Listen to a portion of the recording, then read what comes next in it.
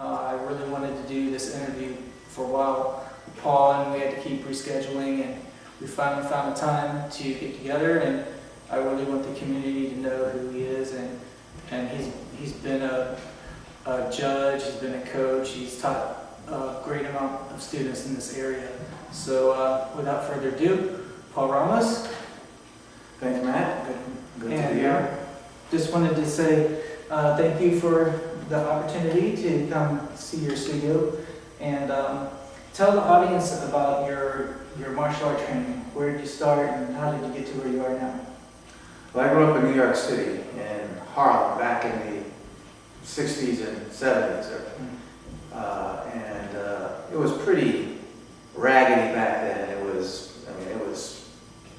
a lot of, there was a lot of drugs going on, so there was thugs and junkies and all kinds of derelicts, and you were basically always looking over your shoulder because you felt that, you could be attacked at any time. So that created that New York paranoia, and by the time I had gotten into college, I had, my parents had moved to the suburbs, and it was going from the city life, which things went on all day and all night, to going to the suburbs. It was incredibly boring. And I had been running with some guys down in Harlem for several years. So when I moved to the suburbs, I was like completely bored. And my mother said, you've always been interested in martial arts. I belong to this club. They have a karate teacher there. So I said, let me do it. And, I started with Okinawan karate and, did that for several years. Is that Dojin-ryu or Ishin-ryu? It was Shorin-ryu. Shorin-ryu, yeah, Okinawan style. And I did that up until I got to college. And then in college, my teacher had moved to Florida, and just before we were getting ready to go into sword play, and I was going to learn some samurai swords. One day I was walking down the stairs in one of the buildings that I had classes in, and I saw a sign that said, "No experience necessary, come fence with us." So I said, I'm a black belt in Shorin-ryu, this ought to be a piece of cake. I went there, and 26 other people showed up. And after 2 weeks of training, 2 hours a day, basically just footwork and lunges and handwork, it went from that number down to 12 people. And they said, congratulations, you guys are the school fencing team. And then it turned out to be an Aikido master who was on the team, who was taking graduate classes there. So one art led to another art, and then after college, I ended up going to the military. And there, you always meet martial artists in the military. And so I met one guy who said he did this stuff called hands, and I said, well, I never heard of it. And so he started showing, and it turned out to be push hands. And interestingly enough, 5 years later, I get out of the military, and I'm walking down the street in Takoma Park, and I run right into him again. And then within 6 months, we have opened up our first school, and he was a Shaolin Kung Fu guy who was a fighter on the U.S. Army team in Korea. So we did a lot of Shaolin stuff, got more into the Tai Chi, and then that kind of led me to the path that brought me to learning more and more in terms. I started with young. What got you interested in doing like healing and body work? Well, actually, my mother was a big fan of medicine. And from me being 8 years old, she said, you're going to be a doctor, right? You're going to be a doctor, right? You're going to be a doctor, right? So I kind of never agreed to it, but at the same time, I was wondering why she wanted me to go into the medicine field. So in high school and in college, I always took courses, and when I went in the military, they told me after taking my exams that I could just have any job I wanted. So I said, well, put me in the medical field. So I became a combat medic, then a hospital assistant, then an intensive care nurse, then I ran the general surgery clinic at Walter Reed before I got out. So that gave me a lot of Western medicine experience. And then at the same time, I had always, because of the karate and the aikido and all of that, I had various teachers that knew qigong. And actually at the time, no one used the words neigong, but there was a lot of qigong around and sitting meditation. And me and a training partner used to do a lot of shamanic training aspects that had a lot of energy work and meditative work and health work as well. So that kind of all merged. And when I became part of the Wudang Longmen Pai system, again, medicine, I had one teacher who was incredible martial artist, but he was very heavy into medicine. And then I had one Sifu who was very into the martial arts, very good also, but he was more into energy work and meditative work. So between them, I kind of had this spectrum of martial arts, medicine, and energy work. And that kind of I just never stopped doing it. So here we are, 30-something years later. So your Pushing Hands group started in sometime in the 90s on Georgia Avenue. That's when I first moved up here. I think I saw somewhere that there was a couple different Pushing Hands groups, but yours is probably one of the oldest and is still going today. Originally in Silver Spring on Georgia Avenue, and then later in Takoma Park, Lisa Lerman Center, Dance Center? Or Liz Lerman's, yeah, that's another one of those. Right. Well, yeah, originally when Christoph Clark and I opened up our first Kung Fu school together, it was in Takoma Park, and Christoph was the one who introduced me to Pushing Hands. So after a couple of years, he went to live in Colorado. He got married, his wife was there, so he moved out there, and I stayed here. But I missed the Pushing Hands that I was learning with him. But he was one of these kind of teachers that he doesn't explain anything. Old style, you just do it and then you figure out what's going on, kind of thing.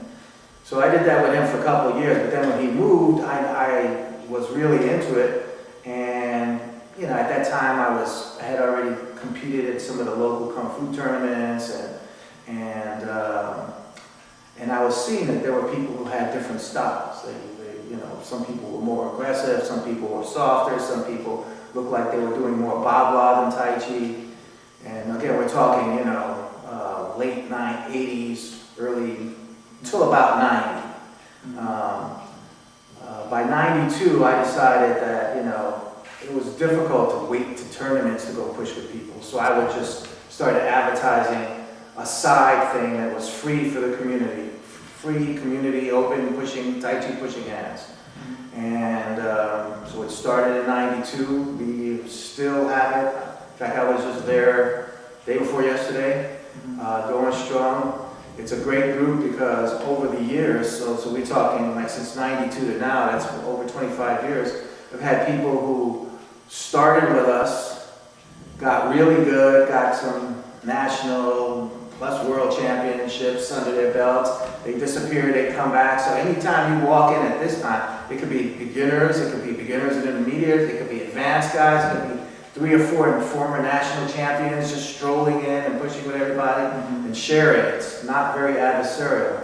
Excellent. And I always wanted to keep it open to anybody from any school. And a lot of people who have won tournaments are actually, trained with us, but yet they now do it for other schools. So. Okay. So last time I saw you was at the Kuoshi tournament in Baltimore. Yeah. And are you still officiating at tournaments or? Yeah. I've been doing that since about 92 also, I guess. This year I'll be judging at the Kuoshi Championships last weekend in July. But I also do part of their judges training, so they had me teaching, the internal stuff, the Tai Chi Shi.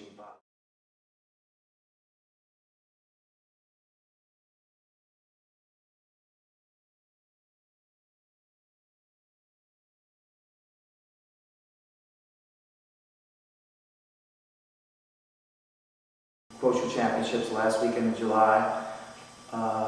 But I also do part of their judges training, so they had me teaching, you know, the internal stuff, the Tai Chi Shing, what to look for, rules, that sort of thing. But I'm also doing ICMAC down in Florida for the 4th of July weekend. Nowadays, I'm also going to be at the Tai Chi Gala at the end of this month. So it's not really a tournament, but it'll be good. I haven't really dealt with that group since Joe Hua was still alive. Yeah. So it's interesting. I'd like to see where it has gone since then. But yeah, judging, I usually do 4 or 5 tournaments a season and then chill out for the rest of the year. Great. Meditation work or Qigong or Neigong work. You were recently kind of advertising it, but can you talk about some of the things you do here in your studio?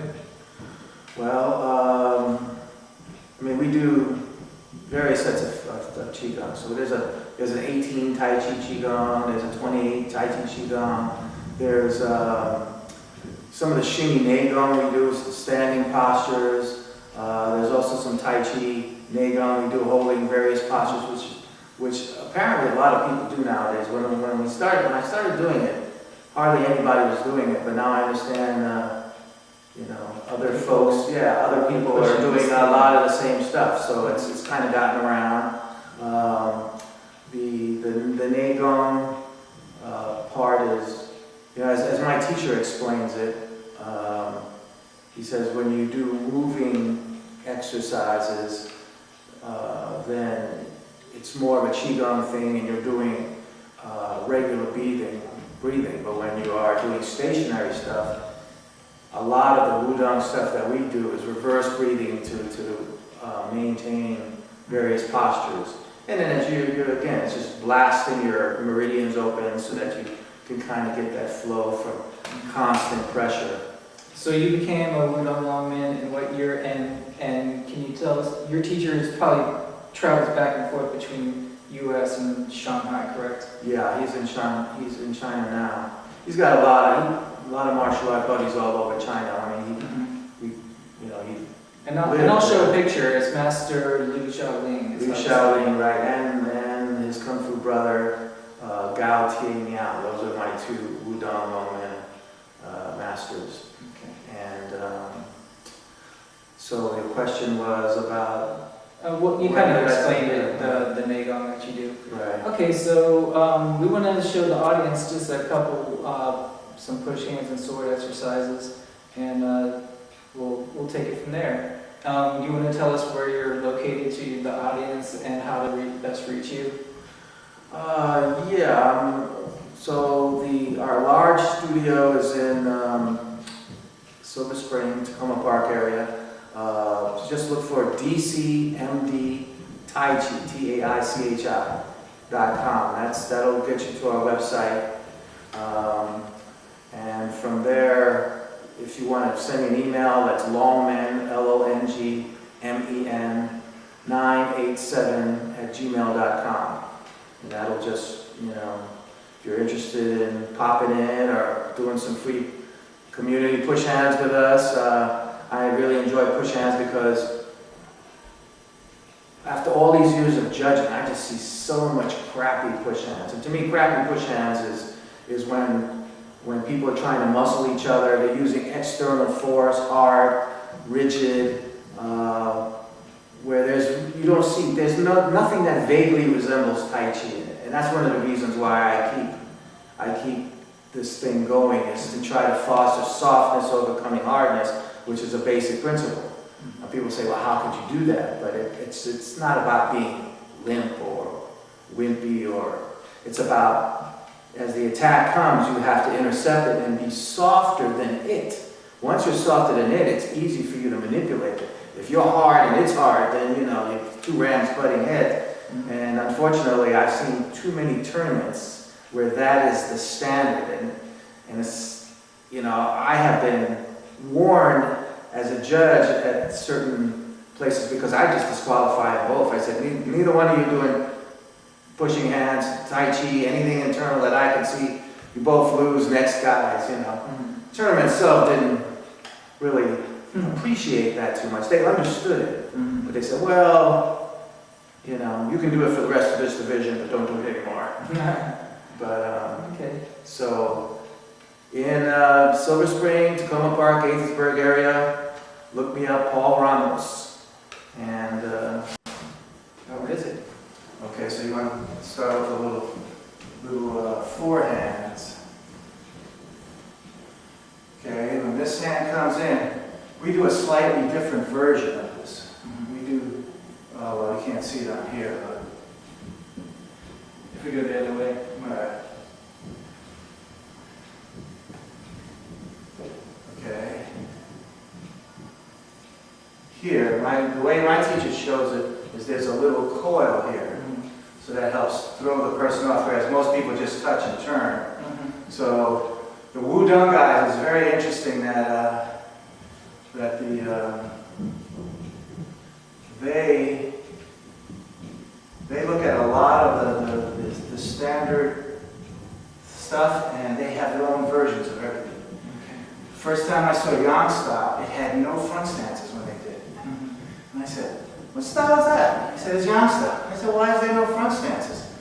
And they showed me that when you actually do the technique, you know, there's always, the physics of it is that there's always equal and opposite.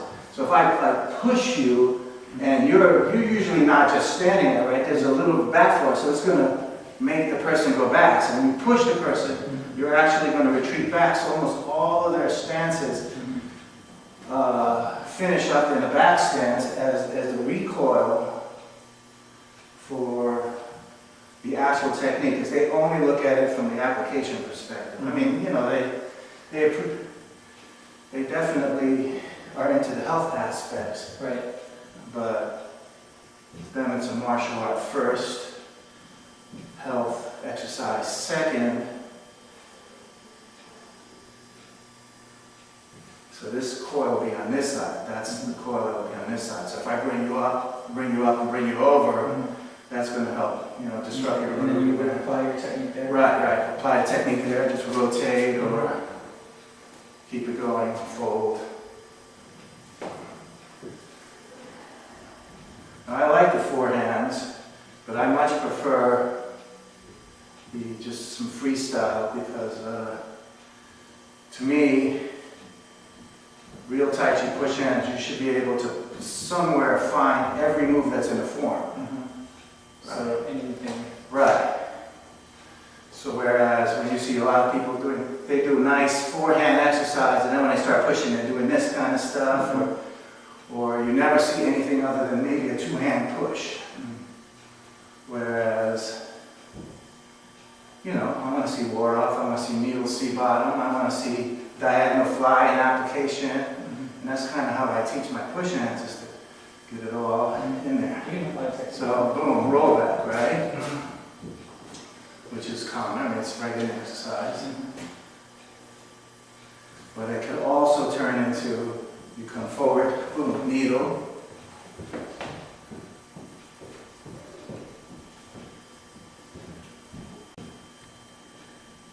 Fair ladies.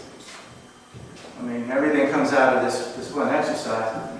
But again, this is coming from forehands exercise. Obviously, when people do freestyle, they're not doing this. They're coming at you from all over the place. But just to add more to this, you know, obviously you have this push. There's an interesting one here. Let's push me. So when I'm coming this way, we do a lot of folding, which basically means using the different parts of the same arm. So if I push you here, then I'm going to push you here, then I'm going to push you here, then I'm going to push you there, so that it will look like one. So one of the things I like to do is when people understand push hands, and they get to the part where they start to move with it, then I do a little sticky sword. And of course the idea, I don't know if you want to do it freestyle or just see some drills there, but yes, so this is one common one. So if I'm going to your head, you're doing, see how in many of the forms you get this move? So this practices that move. Okay. So okay, you want to get under me, right? Right.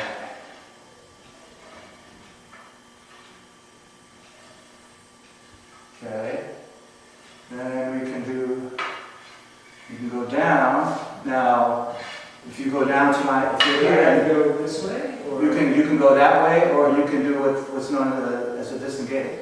So for example, I come to you, you block, you come to me, and you attack, come around and try to attack my foot, right? If I disconnect, so I'm sticking and I roll over basically I'm here, I'm rolling over the entire sword to stick with you, and then I can release. Okay.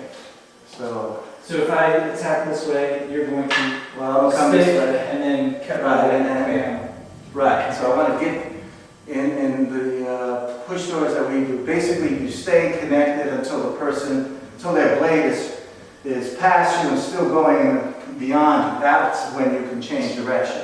Otherwise, because I've done a lot of Renaissance sword play, Olympic sword play, all these other sword of plays, you really can't stop here and then hit them because they can just change direction. So you have to make sure they went past you.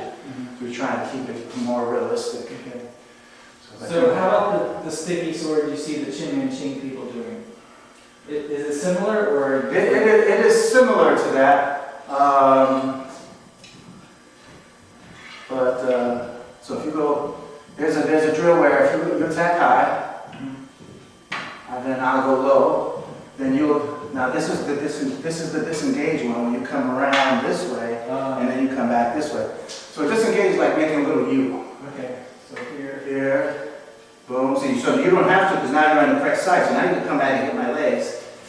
Then I go high, then you can go, and then I disengage, go low, right. And we have these moving drills like this. You can go practice initially high to low, and then you add footwork, move around. There's also where, well, I'm a big believer that in sword play, you gotta move. So there's very few stationary drills because there's more moving around. So if I come back, right, and then you attack. Make believe it's tennis, right? So I go, you volley back to me, and then I turn. And then every now and then, you just learn which way to change direction, and then that shows you the opening.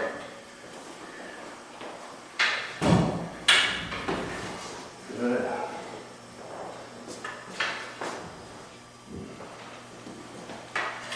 Good.